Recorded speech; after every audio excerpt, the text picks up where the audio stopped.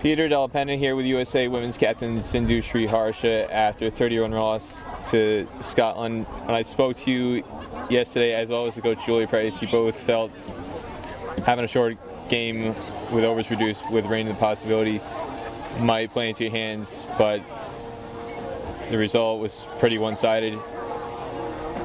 Scotland wins the toss bets. What did you feel would have been a good total for you to restrict them to?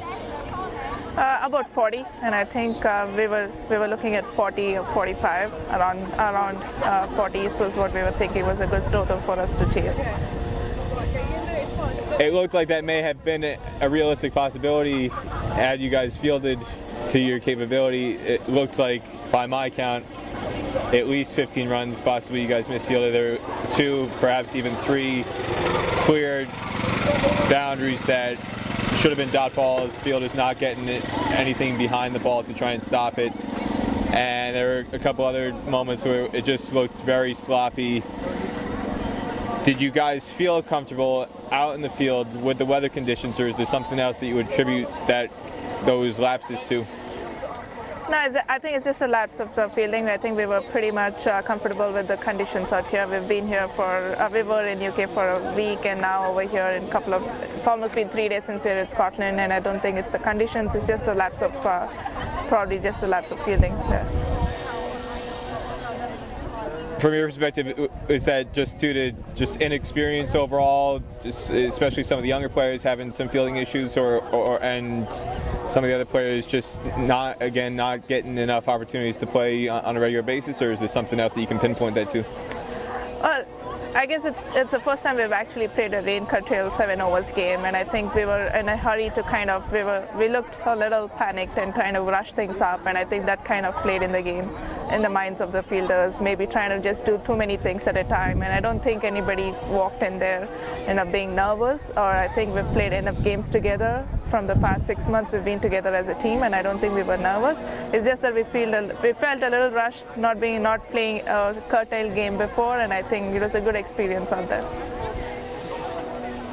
On the plus side, Claudine Beckford took 3 wickets. She gave the ball some flight. Looked like she was putting it in some good areas, and you had the stumping as one of the 3 wickets. From your perspective, what did you see that was good out of the way she approached today?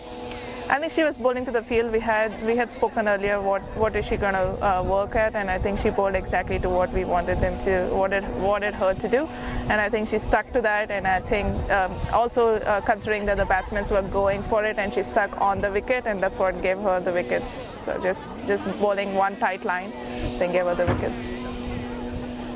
Lisa Ramjet didn't take any wickets, but 2 overs, none for 9 in her spell. I thought she bowled fairly well in the circumstances, and especially at that over the death after Catherine Bryce was set and she was rolling, to come in and just concede the 5 singles. For her first match at this level, it's a big step up from Canada. How would you evaluate how she performed? Oh, well, I've been saying it's actually very hard to put away Lisa's bowling, and I think she bowls in those corridors, which is harder for even some of the best batters to go out there and hit, and she keeps it tight and she bowls it in. And I don't think she's thinking too much about the level of the cricket that we're playing there. She's just going out there every game and trying to do to the best of her ability, and I think it's very hard to put her away just the way she bowls and try and keeps it in one corridor. You said at the start you were going to hold them to 40. Again, the fielding lapses cost you 15, maybe even more runs to give them an above par total. Coming out to bat, realistically, what did you think your chances were at the innings break?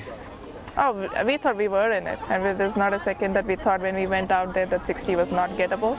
It was a fast outfield, and getting the boundaries was important, and I think we thought about going out there and giving our best to be able to get those 61 runs. Said getting boundaries was important. You guys didn't hit a single boundary in this innings, and that was a key focus area that Coach Julie Price said yesterday. Just being brave, trying to attack where possible within circumstances, not hitting any boundaries. What is your overall reaction? What was, I guess, said in the team meeting after the game? Yeah, and I think that was the first point that we spoke about, not having a single boundaries in a 7-over cultured game. I think that cost us. A couple of us should have put our hands up and try to be brave, like I did mention yesterday. I think we should just trying to get. I think we were trying to get boundaries. We were trying to go out there and be aggressive to get those boundaries, and it just didn't work out. But I think the batters are aware that we need to be able to get those gaps and get boundaries. Got Bangladesh tomorrow, or the group favorites. Essentially, if you lose that, you're out of contention for the semifinals. What's the outlook from your perspective going into that match? Well, we've got to go out there, be positive. We don't get into a game not being positive. So of course we're going to be out there, be positive, come back from what we've learned today, and go back there and be positive and be aggressive and be brave.